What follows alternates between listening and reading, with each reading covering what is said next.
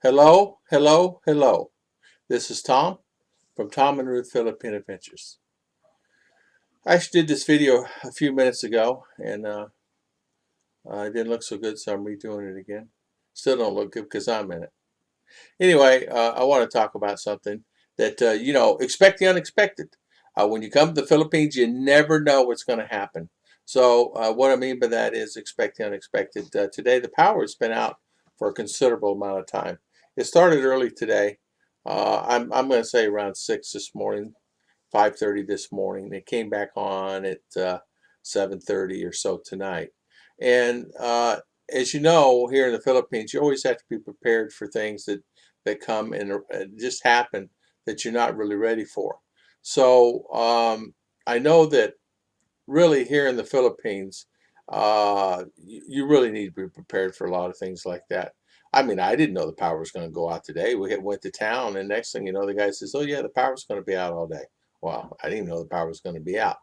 Apparently, they tell people or Facebook or something.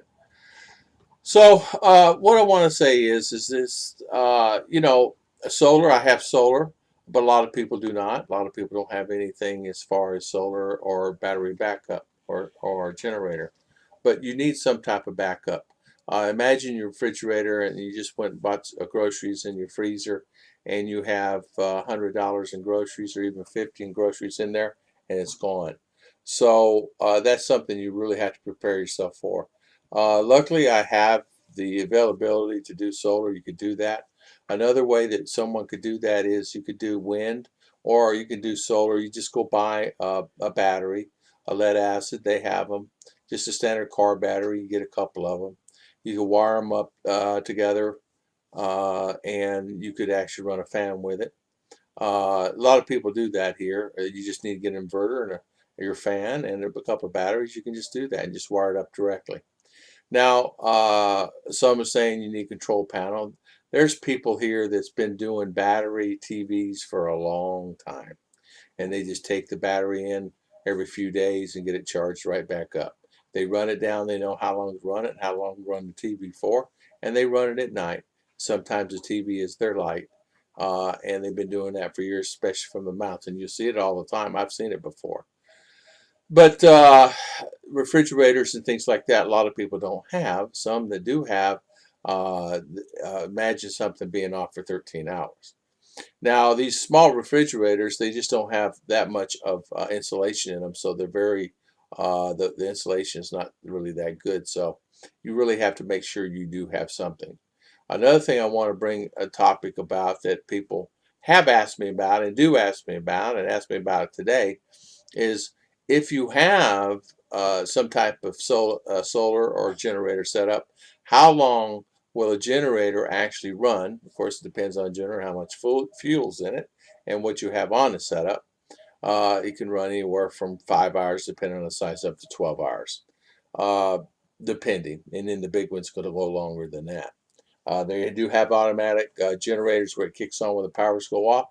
But here's something that's really something that you have to really think about is if there's no power, there's no internet, there's no transactions, there's no banks, there's actually nothing. You can get food, you can't do just about the things that you normally would do, even in this situation where we got the honey badger.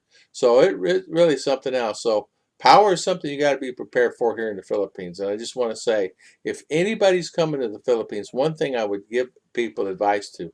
First things first, if you're living in a condo, you will not need it because you can't really have it, but you can. If you have a condo where you have a small balcony and you put a solar panel out there, you can do it.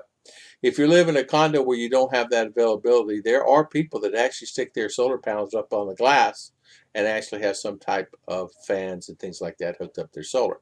They just put it in their bedroom on the condo and stick it on the windows and do that. They buy a 300-watt panel and run it that way and buy some gel batteries or lithium batteries. There are people that do that, but I'm just saying if you're coming here, really need to prepare for that because not everywhere has power all the time. I know for me here, I don't always have power all the time. Uh, for example, I don't remember the last time it went off. It went off a few days ago. There are days we can go a week to 2 weeks none, but then we can go. every day for 7 days solid. It could be off. It could be off 30 minutes, it could be off an hour or 2 hours or 3 hours. It has, like today's gone 13, 14, 15 hours. I want to do this video, so expect the unexpected. When you do come here and you do end up moving here, plan a budget of a few $100s for that. You can buy a solar panel, a 100-watt solar panel in town for $60. You can buy a inverter for about $50, and then you can buy a battery depending about $30 to $50, depending on the size of the battery. They have solar batteries in town you can buy for $20. They do have, it's 12 volts, 50 amp hour batteries, and they do pretty good actually. That's what I had on my solar before.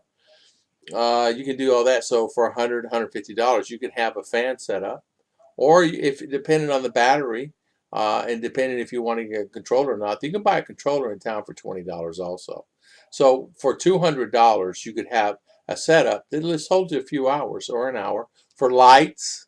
Very important factor: lights, fan, charging phones, and maybe plug your internet into. And all you gotta do is take it, plug it. The inverter always has two plugs. Some have 4 or 6, depending, but a normal inverter has 2. And then you just plug a strip cord in it, and then go from there. It'll hold it. You'll know when it's getting low, and if it gets low, you just take and recharge your batteries. Or you can just buy a recharger and charge your own battery. A lot of people are doing that. That's what I did for a while in the beginning. I just had a charger, and I just charge up my batteries. It tells them what it's at, and 80% or 70% or whatever it is, and then went there from there. I want to thank everybody for watching, and I want to thank everybody for always coming on. Thank you.